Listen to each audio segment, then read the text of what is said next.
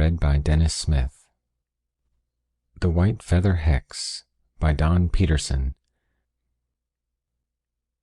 It all started with a Dutchman, a Pennsylvania Dutchman named Peter Scheinberger, who tilled a weather-beaten farm back in the hills. A strong, wiry man he was. His arms were knotted sections of solid hickory forming themselves into gnarled hands and twisted stubs of fingers. His furrowed brow, dried by the sun and cracked in a million places by the wind, was well irrigated by long rivulets of sweat. When he went forth in the fields behind his horse and plow, it wasn't long before his hair was plastered down firmly to his scalp. The salty water poured out of the deep rings in his ruddy neck and ran down his dark brown back. As he grew older, the skin peeled and grew loose. It hung on him in folds like the brittle hide of a rhino. It seemed that the more years he spent in his fields behind the plow horse, the more he slipped back into the timeless tradition of his forefathers. He was a proud descendant of a long line of staunch German settlers commonly known as the Pennsylvania Dutch. He grew up in his fundamental religious sect, never having known any other environment. He was exposed to the sun, soil, and wind from the early days of his childhood, and along with the elements he was also exposed to the evils of the hexerai. The hexerai, or witchcraft, was something that was never doubted or scoffed at by his people. Then why should he, a good Pennsylvania Dutchman, doubt or scoff at such tradition? Perhaps, had he moved away from his ancestral lands and had been cultured in modern communities, been educated and raised in other schools, he might have matured, but having no time for any other diversions than might be found on his rustic homestead, he grew up behind the plow horse, tramping in the dark stony pasture land, eking out his meager existence from the black fields of Pennsylvania. Now, Peter's life could have gone on unnoticed among these forgotten hills, except for the strange visit of Martin G. Mirestone, student of German history. It was a cold night when Peter met Mirestone. Peter had been sitting up rather late pondering over an old yellowed book by the light of a kerosene lamp. The pale flame flickered about the walls, sending shadows scurrying back and forth, creating all types of weird shapes and designs. Peter huddled over the withered pages, every now and then glancing up at the walls to watch the fantastic games that light and dark were playing. Then, putting his book aside for the night, he prepared to go to bed. He went over to the window to draw the shutters, stopping for an instant to peer out into the gloom along the stony path that ran from his house to an old footbridge about 50 feet away. Curling up from the gorge, mist seemed to play among the rotted planks. It rose and fell in great billowing blankets, sometimes concealing the structure from view. Peter was about to latch the shutter and leave, when his attention was focused upon a figure that seemed to emerge from the fog, sort of fading in from nowhere. It made its way across the narrow span like some ghostly apparition.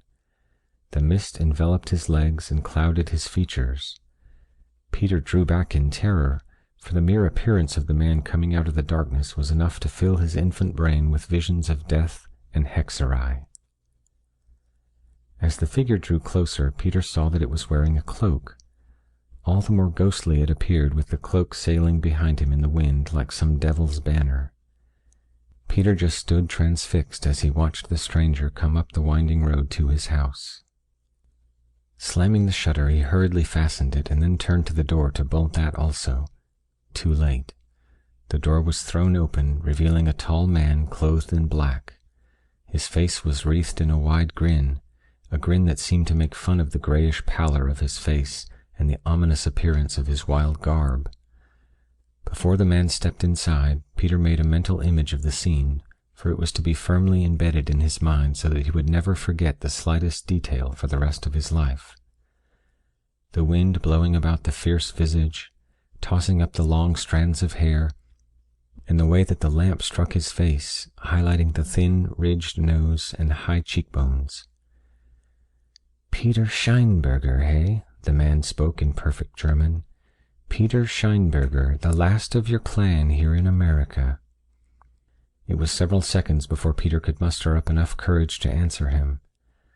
Drawing back slowly, he braced himself against the table, and in a thick, guttural German asked, "Who are you?"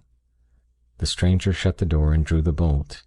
He crossed the room, and with an air of one who was accustomed to having his own way wherever he went, scanned the shelves of Peter's larder with a practiced eye.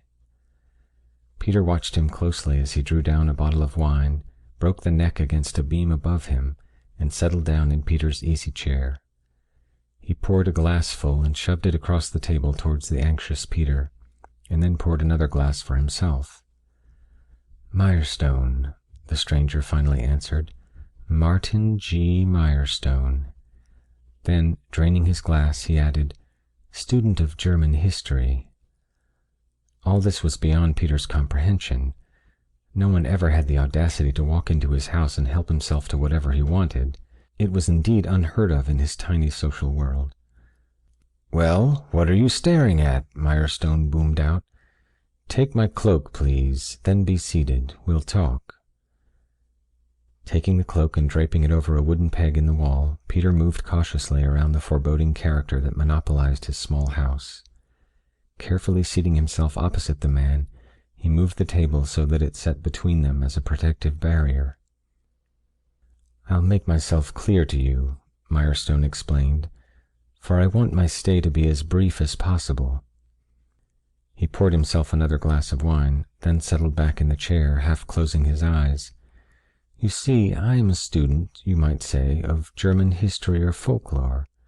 I am in the process of writing a collective history of the Pennsylvania Dutch folk, their habits, beliefs, and—" He broke off for an instant as he leaned forward across the table, staring into the frightened eyes of Peter, "and their superstitions." Shifting his chair around in order to get benefit from the heat of the fireplace, Mirestone went on. "Now I want facts, Scheinberger, authentic facts. I am prepared to pay you well for your trouble, but I insist on information that is backed up with sound, accurate truth." Peter became more relaxed, but still slightly uneasy. He didn't like the attitude of this man, Mirestone. He was too sure of himself, altogether too cocky. But then, on the other hand, he had said there would be a financial gain from any business that he could transact with him. Money was something that Peter knew he needed in order to keep his farm going, and any income, however small it may be, would be welcomed gratefully. Yes, he decided he had better endure the rudeness of this man.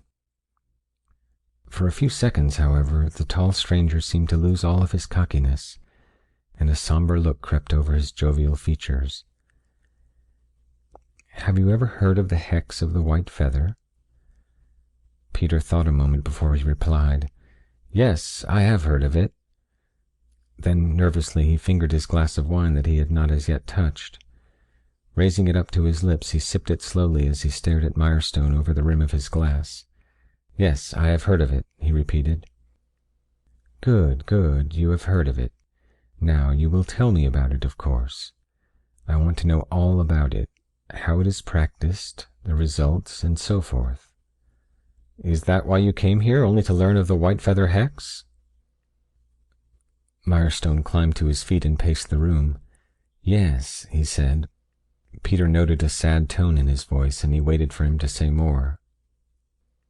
"Yes," Mirestone continued, "I have, like you, heard of the hex of the white feather. I have traced it down to several families, but none could tell me anything about it that was factual. Half of the stupid fools made up stories as they went along, some concocting the biggest bunch of asinine tales that I've ever heard.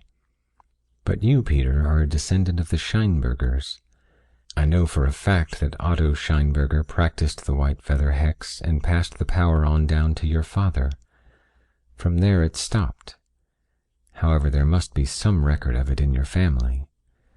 You are in possession of the books of your grandfather, aren't you?" "I have several of his books. Some of them I've read." "Well," Mirestone waited, "did you come across anything about the hex?" "Yes," answered Peter. "I read about that which you mention." "Splendid. Now we are getting somewhere. Can you find me the book that tells of it?" Peter finished drinking his wine, and, setting the glass upon the table, he slowly rose and faced Mirestone with a look of superiority playing about his rustic features. "No, I'm afraid not. You see, I've burned the book." Mirestone's face went white. "You burned it?" "Yes," said Peter. "I don't wish to have anything to do with such black magic. It is better burned." "But you must remember the hex. Although the book is destroyed, you still have the information in your head, Nine?" "I could never forget it if I wanted to," replied Peter reluctantly. "If I could burn my memory also, it would be better." Mirestone went back to the fireplace and placed several chunks of wood on the blaze. A bright orange glow leaped out from the hearth and danced mockingly over his pallid brow, hiding his lank jowls in the shadows cast by the cheekbones. Like some grim spectre he rose up, towering above the little Dutchman. Peter had only to look into his eyes to see the imperative request that lingered behind the hollowed sockets. Throughout the remainder of the night Peter, almost in spite of himself, racked his brain to bring back to mind everything that was mentioned in the book about the hex of the white feather. The idea was clear enough, but the minute details, the infinite possibilities for mistake, and the exacting specifications concerning the experiment were blurred in his memory. He knew that with time he could bring back everything that he had read, but it would take deep concentration and, perhaps, many days of trial and error to determine the right path that they must follow in order to have success. Mirestone, realizing that any distraction would break Peter's train of thought, sat quietly in the corner finishing off the Dutchman's supply of wine. He watched Peter closely through his slitted eyes, and it seemed that his compelling stare was the only force that could drive the frightened Peter on. Every so often Peter would glance up and see Mirestone leaning back in the corner, half concealed by the deep shadows. Only his partially opened eyes could be seen flickering in the fiery glow of the hearth. Then he would cover his face with his large knotted hands, work the twisted fingers through his hair, and try to bring back to mind the evil recipe. The glow from the fireplace gradually died down to make room for the streams of morning dawn. Peter blinked sleepily and got up to stretch a bit. Outside, the dull morning light worked its way over Peter's farm. Clouds of mist still poured up from the gorge, circling the bridge and creeping up the bank across the fields. Peter unlatched the heavy oaken door and went outside to the outbuildings. Meanwhile, Mirestone had started a fire in the stove and was placing slabs of bacon in the pan. "Nothing like a good old-fashioned peasant's breakfast," he laughed as Peter came in the door several minutes later. "So you brought a goat, eh?" he noticed. "Are you figuring on starting in soon?" Peter set a small kid on the floor and watched it scamper about the room looking for an exit. "Yes, we might as well. I don't like this business at all. I wish to get it over with as soon as possible, and—" Peter eyed Mirestone squarely. "I expect to be paid well for my trouble." He was trying to make himself believe that that was his only reason for complying with Mirestone's demands. Actually, he was not so sure. As the heat of the noonday sun blasted down on their backs, Mirestone watched Peter pass a feather, freshly plucked from a white leghorn, under the nose of the bleeding kid. Mirestone listened carefully to what Peter was telling him. The breath of the victim had to be spread over the feather before anything further could be done. "Tie him," commanded Peter. Mirestone held the goat by the scruff of his neck and fastened a halter about him. The other end was secured to a stake, allowing the kid to run about in a circle of 10 feet or so in diameter. "We will leave him for a while," said Peter as he walked back to the kitchen. Mirestone followed in the Dutchman's footsteps, and when they were inside, he listened intently as Peter recited a monosyllabic chant over the feather. "The chant is easy enough to learn," Peter assured him. "You will master it quickly." "I understand so far," Mirestone said. "Then that is all," Peter finished, "except that you can hang the feather up and watch it grow red." "Red?" "Yes," Peter explained. "That is the only way you can tell if the hex has worked." Peter went to a chest at the foot of his bed and drew out a small box of sewing utensils. He broke off a piece of black thread and replaced the box in the chest. "Now I'll show you what I mean," Peter spoke wearily as he tied the feather with the thread and suspended it from one of the rafters in the room. "Just sit and watch." It was not many minutes before a light red tint crept up the feather's quill, spreading slowly outwards towards the fringed edges. Deeper and deeper grew the intensity of the color until it reached a pure blood red. "Hurry outside," cried Peter. "You can see the goat in its last seconds of life." Mirestone hurried after the Dutchman. Jerking at the halter, the goat bleated in agony, prancing up and down frantically. Its eyes grew horribly bloodshot and finally closed. With a feeble, choking sigh, the animal dropped over on its side, its legs still twitching spasmodically. Mirestone bent over the hairy form and examined the head, now wet with perspiration. "Nothing can be done for the beast?" "No." Peter looked on with a touch of pity in his eyes. "Nothing can be done once the feather has turned red."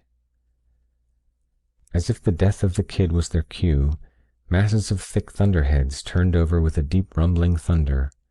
The sky became crystal clear, and a greenish glow could be seen working its way across the horizon. The sky darkened as the glistening thunderheads, now taking on an ominous coloring, warned the farmers of the impending storm. It was later that evening. Rain drummed against the slate roof of Peter's house and reverberated through the rooms to where Mirestone and the Dutchman sat by the fire in silence. Mirestone broke the still atmosphere by putting forth a question that Peter somehow knew would be coming sooner or later.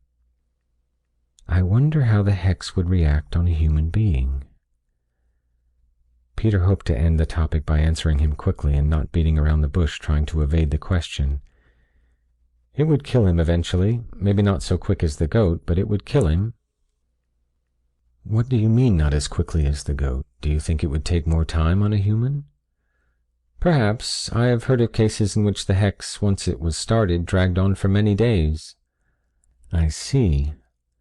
Mirestone sat back again, thinking to himself. Peter didn't like this. He wanted to get rid of Mirestone. "Well, you have your information. I showed you how the hex works, so why not pay me and leave?"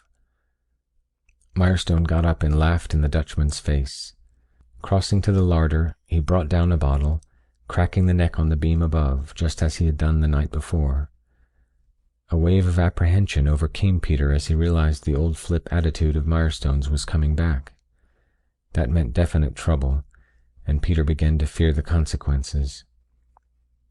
"So, why not pay me and leave?" he again ventured. "Or do you want something else?" Peter knew that he didn't need to ask that last question, for already he realized the grim experiment that was playing about in Mirestone's head.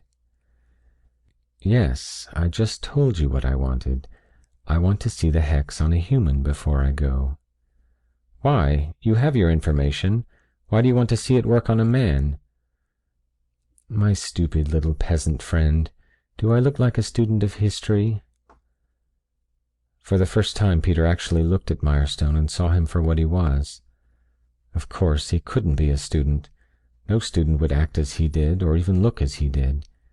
The words jammed in his throat as he was about to voice a reply. "Ha! Martin G. Mirestone, student of history, student of German history.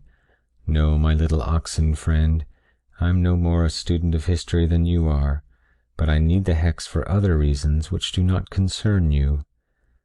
Then, as if he were contemplating a great new joke, he continued, "But, on the other hand, maybe the future of the white feather hex does concern you."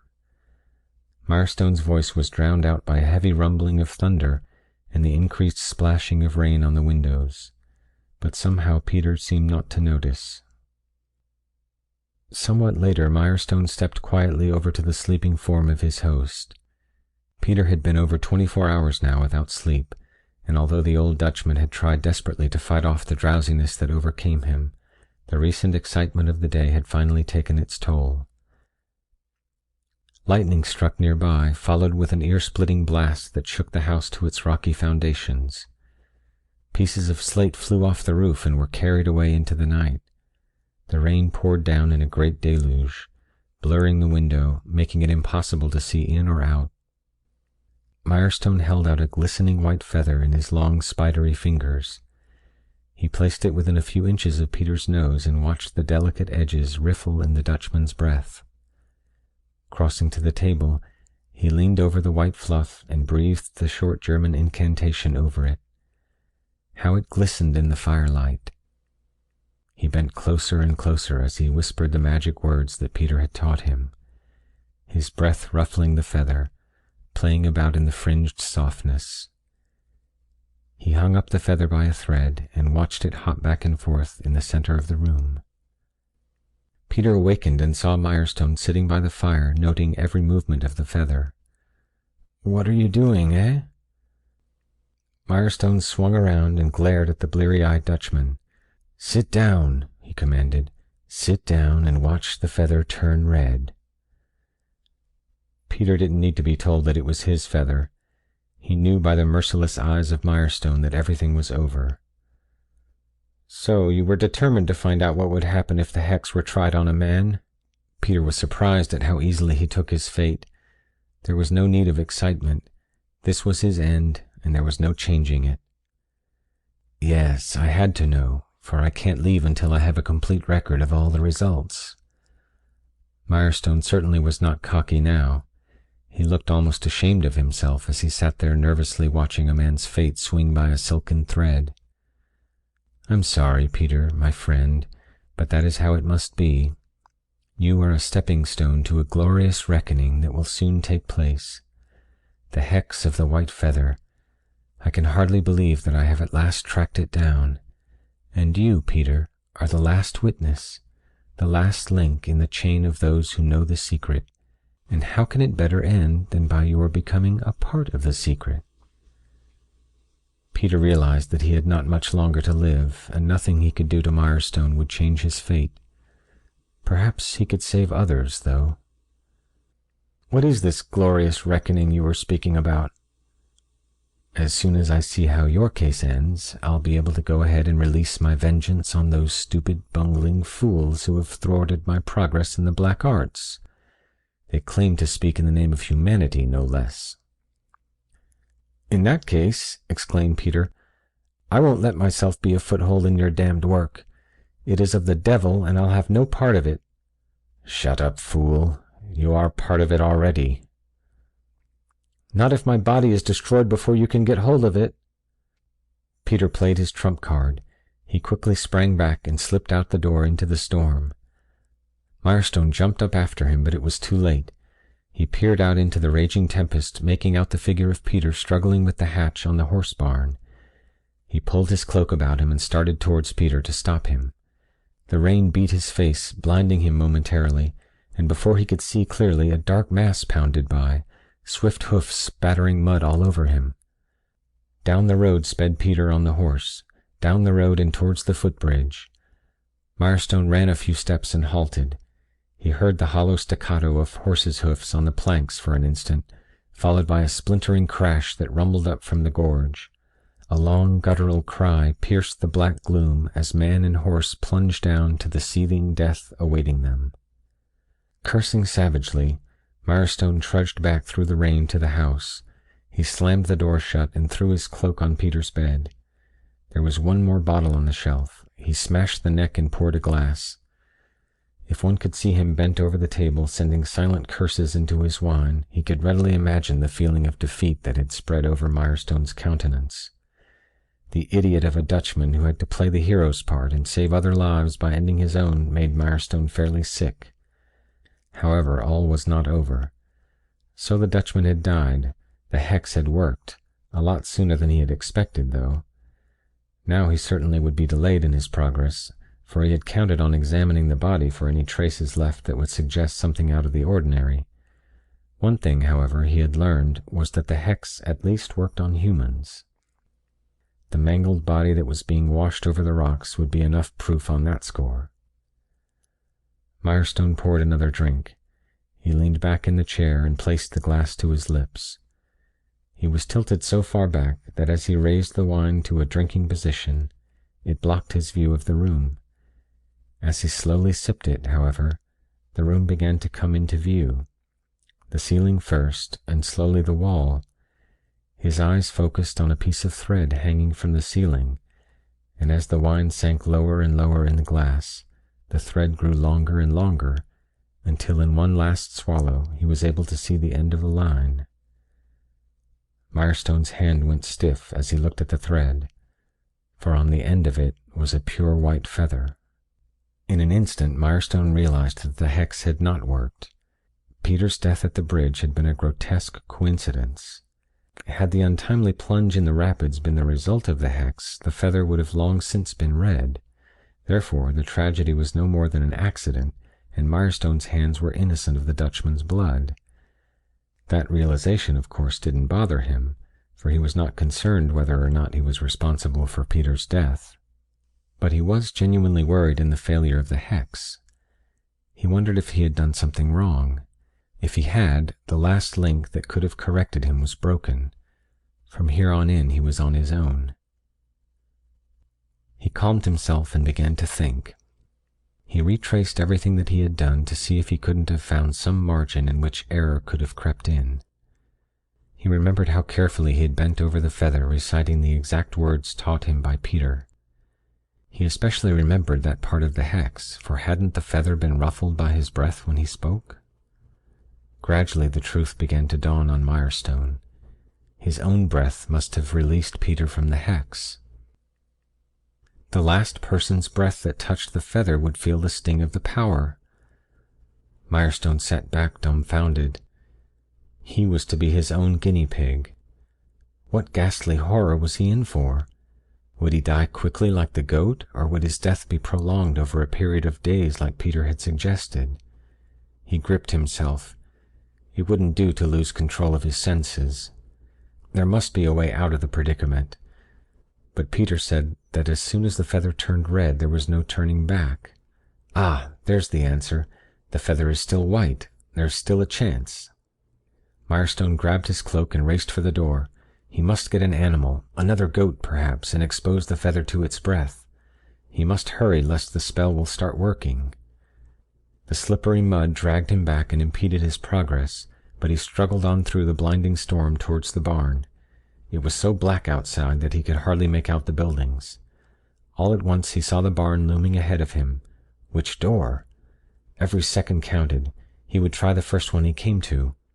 Wait, what's this holding his cloak? Mirestone turned and fumbled with some barbed wire fencing. It had snagged him in the dark, and he soon became hopelessly entangled in it. Crying and shrieking, he tore the cloak from his shoulders and ran on in his shirt sleeves. He wrenched open a door and sprawled in the barn head first. On his hands and knees he scurried across the mealy floor to the goat stall. The kids sprang in terror as he lurched in drunkenly, grabbing about in the dark for one of them. Catching one by the hind leg, he groped his way out again. Thrusting his shoulders forward, he slid through the gripping mud, tearing his way through the engulfing rain with his free hand. His leg left numb from the wound inflicted by the barbed wire, and a trickle of blood was running down his shins. Without thinking, he reached down to rub the wound, but quickly yanked his hand up again. What was that horrible sensation he felt as he passed his hand over the fleshy sore? He couldn't see in the rain, but his leg told him that it was something hairy, almost bristly. He ran on towards the house, stumbling in the treacherous mud. Once he fell completely down in the slime. Wiping the dripping earth from his face, he was told again that something was wrong. His cheeks verified his shin's story of a rough, jagged caress. Holding his hand in front of his face, he saw, amidst a flash of lightning, a curling black claw, bristling with long, ragged hairs. Screaming hysterically, he dropped the kid and fell forward into the door of the house. The latch gave way with his weight, and he tumbled into the cottage. Dancing madly on the end of a thread was a blood-red feather. End of The White Feather Hex by Don Peterson. Read by Dennis Smith.